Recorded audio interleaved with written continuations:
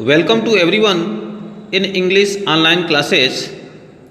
प्रिय भैया बहनों, आज हम सभी पहले chapter the fun they had नामक पाठ के पैराग्राफ वाइज क्वेश्चन आंसर का हिंदी एक्सप्लेन करते हुए अध्ययन करेंगे और समझेंगे।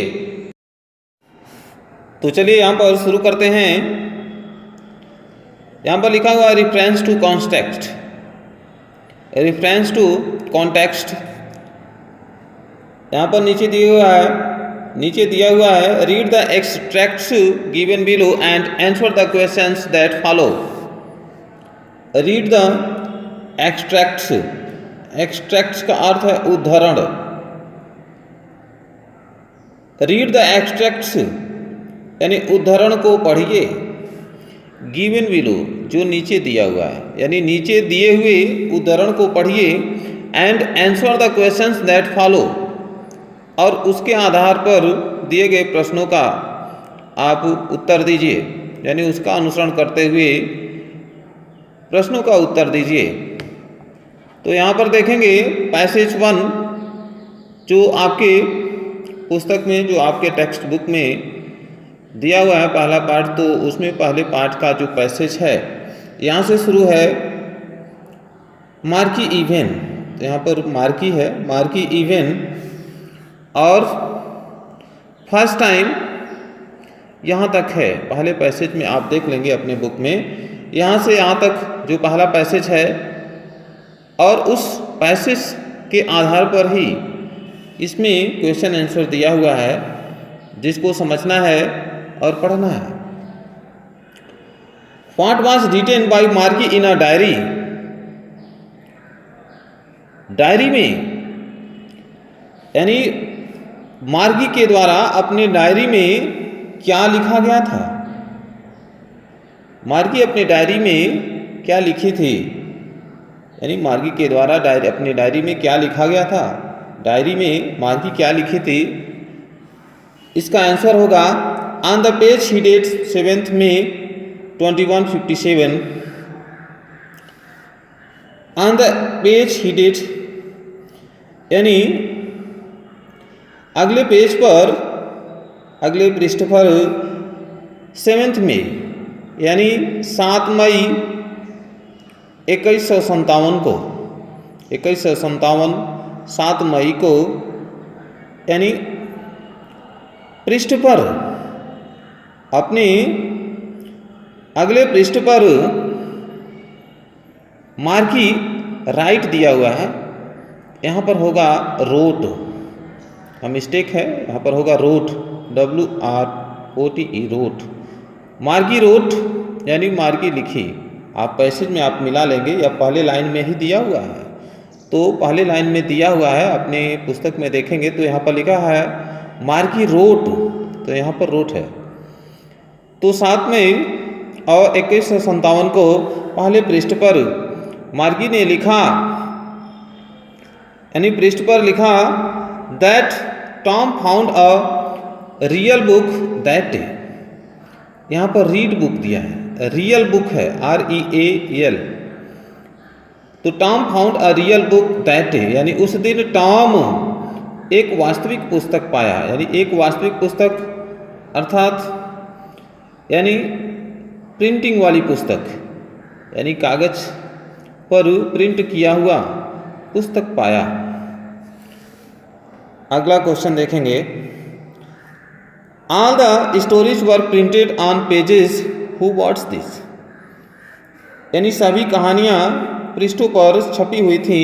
हु व्हाट्स दिस यानी इन शब्दों को कौन कहा, यानी इसे कौन कहता है। आंसर है मार्गीज ग्रैंडफादर सैड दोज वर्ड्स, यानी सभी कहानियाँ पृष्ठों पर छपी हुई थी, इन शब्दों को कौन कहा था। तो मार्गी के दादाजी यानी वे शब्द कहे थे। They turn the pages, who is they refer to, यानी वे पृष्ठ को पलट दिए। Who is they refer to, यानी दे यानी किसके लिए आया है, यानी कौन दे किसके संदर्भ में कहा गया है? आंसर है they is refer to Margie and Tommy, यानी दे शब्द मार्की और टॉमी, मार्की और टॉमी के संबंध में कहा गया है, यानी दे जो है मार्की और टॉमी के लिए आया है। What made the book look funny, what made the book look funny, यानी क्या चीज़ पुस्तक को यानी हास्यप्रद बना दिया, यानी क्या चीज़ें पुस्तक में हास्यप्रद दिखाई दिया, यानी मार्की और टॉमी को यानी क्या चीज़ें पुस्तक में बहुत ही हास्यप्रद लगा। The stationary word in the book made it look funny, the stationary word, stationary word का अर्थ है स्थिर शब्द। पुस्तकों में जो शब्द थे यानी पुस्तक में जो शब्द थे वे बिल्कुल स्थिर थे और छपे हुए थे, तो स्थिर शब्द इन द बुक यानी पुस्तक में स्थिर शब्द मेड इट लुक फनी, यानी इसे अत्यधिक हास्यप्रद कर दिया या दिखाई दिया। अगला पैसेज देखेंगे, पैसेज 2। पैसेज 2 में जो दिया हुआ है जी सैड और यहाँ से स्कूल यहाँ तक ये पैसेज है, और इसके आधार पर आप देखेंगे यहाँ पर क्वेश्चन दिया हुआ है। क्वेश्चंस है why is the old book waste for Tommy, यानी टॉमी के लिए जो पुरानी पुस्तक है यानी क्यों बेकार की चीज़ें हैं। Answer the old book is a waste, यानी पुरानी पुस्तकें बेकार की चीज़ें होती हैं, because once it is read through, क्योंकि उसमें से यानी एक बार उसे पढ़ लिया जाए, यानी उसे एक बार पढ़ लिया जाए तो it has to be thrown away, तो इसे फेंकना पड़ता है। थ्रोन अवे का मतलब फेंकना पड़ता है, यानी बताया क्या है the old book is a waste, यानी पुरानी पुस्तकें बेकार की चीज़ें होती हैं, यानी वेस्ट मटेरियल हो जाता है। Because once it is read through, यदि उस पुस्तक को एक बार पढ़ लिया जाए तो it has to be thrown away, तो उस पुस्तक को फेंकना पड़ता है, वह बेकार की चीज़ें हो जाती हैं। और इस वजह से टॉमी कहता था कि पुरानी पुस्तकें क्या होती हैं, वेस्ट होती हैं, वेस्ट मटेरियल होती हैं। What kind of book did Margie and Tommy have in their schools, यानी किस प्रकार की पुस्तकें मार्गी और टॉमी को उनके विद्यालय में होती थी, यानी किस प्रकार की पुस्तकें टॉमी और मार्गी के पास थी इन देयर स्कूल्स, उनके विद्यालय में। तो मार्गी and Tommy have moving books in their television screen, तो मार्गी और टॉमी के पास यानी गतिशील अवस्था में पुस्तकें होती थी इन देयर टेलीविजन स्क्रीन, उनके टेलीविजन स्क्रीन पर, यानी उनके टेलीविजन स्क्रीन में या टेलीविजन स्क्रीन पर गति करती हुई पुस्तकें होती थी। Why Tommy would not throw away his television screen, Tommy जो है अपने टेलीविजन स्क्रीन को क्यों नहीं फेंकता है या क्यों नहीं फेंकेगा। Tommy would not throw away his television screen, Tommy अपने टेलीविजन स्क्रीन को नहीं फेंकेगा। As it contains millions of books, क्योंकि इसमें लाखों लाखों पुस्तकें हैं। मिलियंस का मतलब 10 लाख, यानी बहुत सी पुस्तकें उसमें समाहित है, इसलिए टॉमी अपने टेलीविजन स्क्रीन को नहीं फेंकेगा। Where did Tommy find the book, Tommy उस पुस्तक को कहाँ पाया। Tommy found the book in his attic, Tommy अपने अटारी में पुस्तक को पाया। पैसेज 3 देखेंगे। पैसेज 3 में दिया है मार्की वॉच, मार्की वॉच यहाँ से शुरू है और इंस्पेक्टर यहाँ तक का तीसरा पैसेज है। इसमें देखेंगे क्वेश्चंस दिया है did marquee hate school, did मार्गी हेट स्कूल, क्या मार्गी विद्यालय से घृणा करती थी? एस, हाँ, मार्गी ऑलवेज हेटेड स्कूल। डिड मार्गी हेट स्कूल, क्या मार्गी विद्यालय से घृणा करते थे?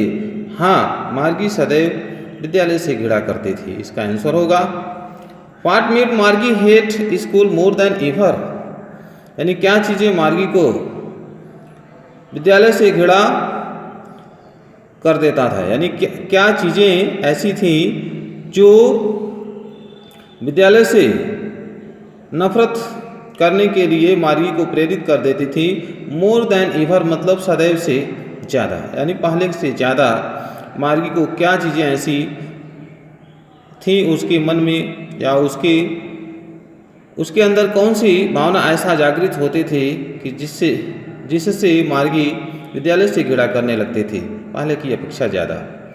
The continuous test in geography given to her by mechanical teacher made her to hate schools. The continuous test in geography given to her by mechanical teacher, यानी तकनीकी शिक्षक के द्वारा उसे भूगोल में निरंतर टेस्ट दिए जाते थे, यानी मार्गी को टेस्ट दिया जाता था।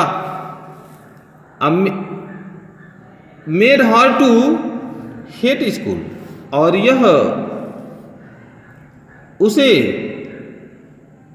विद्यालय से घृणा करने के लिए प्रेरित कर दिया, अर्थात इस बात से वह विद्यालय से घृणा करने लगी। Why did Margie's mother send for county inspector, यानी मार्गी की माँ काउंटी इंस्पेक्टर को क्यों बुलाई? Margie's mother send for county inspector because of her performance in geography. Margie's mother sent for county inspector, यानी मार्गी की माँ काउंटी इंस्पेक्टर को बुलाई because of her performance in geography, भूगोल में उसके प्रदर्शन के कारण, यानी भूगोल में उसके प्रदर्शन के कारण काउंटी इंस्पेक्टर को मार्गी की माँ बुलाई। इसमें बताया गया है कि जो मैकेनिकल टीचर ज्योग्राफी में मार्गी को बार बार टेस्ट दिया करते थे और मार्गी ज्योग्राफी में बहुत ही कम नंबर लाते थे, तो इसीलिए मार्गी की माँ काउंटी इंस्पेक्टर को बुला करके लाई ताकि उसका जो जियोग्राफी में जो प्रदर्शन है वह अच्छा हो जाए, या कुछ ऐसी तकनीकी खराबी होने के कारण, यानी मार्गी जियोग्राफी में कम नंबर पाते थे, इसीलिए यह सोच करके मार्गी की माँ काउंटी इंस्पेक्टर को बुलाई। Write the synonyms of the word scornful, यानी स्कॉर्नफुल शब्द का सिनोनिम्स समानार्थी शब्द लिखिए। यह प्रश्न दिया हुआ है, तो स्कॉर्नफुल का समानार्थी शब्द क्या होगा? डिसडेनफुल। स्कॉर्नफुल का अर्थ है तिरस्कारपूर्ण, तो इसका एक और सिनोनिम होगा डिसडेनफुल, इसका अर्थ होगा तिरस्कारपूर्ण। तो भैया बहनों, आज के वीडियो में आपको पैसेज 3 तक आपको बताया गया। अगले वीडियो में आपको पैसेज 4 से बताया जाएगा। और यदि यह वीडियो आपको अच्छा लगे तो निश्चित रूप से लाइक शेयर सब्सक्राइब करेंगे और अपने मित्रों में अवश्य शेयर करेंगे।